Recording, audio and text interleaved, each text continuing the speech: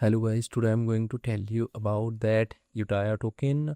Now before we start the video, let's say my legal disclaimer. This video is only for educational purpose. Do your own research for the investing. According to the website, Utya is a community-driven meme coin on the Ton blockchain created around the iconic yellow rubber dusk sticker that serves as a beloved mascot within the Telegram messaging app. Viral Telegram origin. The token is based on the pre-existing massive popular Utya death sticker and emoji used by millions of Telegram daily. Pure community meme coin. It operates with a simple fair tokenomics model.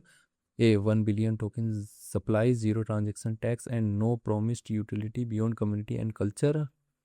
Tone ecosystem native. It leverages the deep integration between Telegram and the open network Tone, benefiting from the platform vast user base and low transaction fees.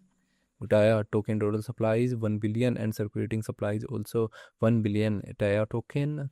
Utya token is listed on MEXL Bank and other exchanges. If I share my opinion with you in this project, up to 70% chances that it is a legit or good project. So guys, don't take my opinion as a financial advice. Do your own research for the investing. Thanks for watching.